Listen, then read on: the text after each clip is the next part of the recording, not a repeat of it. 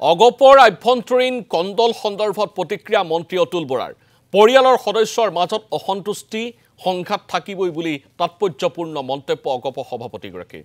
আলাপ আলোচনাৰ মাজেৰে সমস্যা সমাধানৰ চিন্তা চৰ্চা কৰাৰ কথাও সদৰি কৰে অতুল বৰাই প্ৰসংগক্ৰমে সৰু বিষয় এটাকে ডাঙৰ কৰা বুলি সংবাদ মাধ্যমকো কটাক্ষ মন্ত্ৰীগৰাকীৰ প্ৰতিটো সমষ্টিত দলীয় কৰ্মীসকলৰ সৈতে আলোচনাত বহি উপযুক্ত মঞ্চত প্ৰসংগসমূহ উত্থাপন কৰাৰো আশ্বাস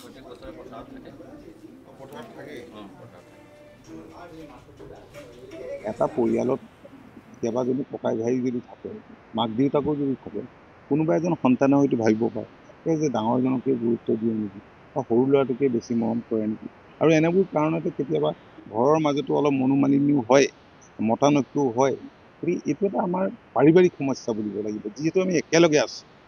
মিত্ৰতাৰ ধৰ্মটো সেইকাৰণে সকলোৱে যদি মানি চলে তেতিয়াহ'লে স্বাভাৱিকতে এনেবোৰ প্ৰব্লেম নহয় গতিকে পঞ্চায়ত নিৰ্বাচনৰ সময়তো আমাৰ বহুত সতীৰ্থই কেতিয়াবা অভিযোগ কৰে যে আমি ছাপোৰ্ট দি আহিছোঁ বিধানসভা ইলেকশ্যনত ছাপোৰ্ট দিছোঁ লোকসভাত ছাপোৰ্ট দিছোঁ গতিকে আমি ছাপোৰ্ট পোৱা নাই তো সকলো ঠাইৰ পৰা এনে অভিযোগ নাই দুই এটা সমষ্টিত এনে অভিযোগ আহে আৰু সেইবিলাক আমি মাননীয় মুখ্যমন্ত্ৰীক আমি কৈছোঁ আৰু ৰাজ্যিক সভাপতিৰ আগতো ভাৰতীয় জনতা পাৰ্টী অৱগত কৰিছোঁ আৰু এই গোটেই কথাখিনি আলাপ আলোচনাৰ মাজেৰে আমি নিশ্চয় সমাধান কৰিব পাৰিম কালিলৈৰ পৰা মই আজিৰ পৰাই লৈছোঁ আজি যোৰহাট জিলাত 4টা বিধানসভা সমষ্টিৰ কৰ্মকৰ্তাসকলক তালৈকে মাতিছোঁ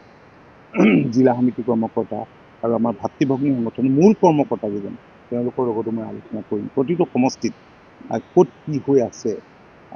বা আমাৰ য'ত AGP MLA আছে সেইবিলাকত ভাৰতীয় জনতা পাৰ্টীয়ে কি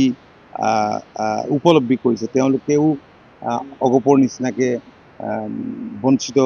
হোৱাৰ কিবা অভিযোগ আছে নেকি তেনেধৰণৰ মাজে মাজে এনেধৰণৰ কথাও আহে গতিকে এনেধৰণৰ হয় এইটো এটা ডাঙৰ কিবা ইছ্যু নহয় কালিলৈৰ পৰা আমি কেশৱ মহন্ত আৰু মই কালিলৈ শিৱসাগৰত আমি 10টা বজাত মিটিং দিছোঁ চৰাইদেউত 12টা বজাত আমি কৰ্মীখিনিক লগ পাই যাম মূল কৰ্মী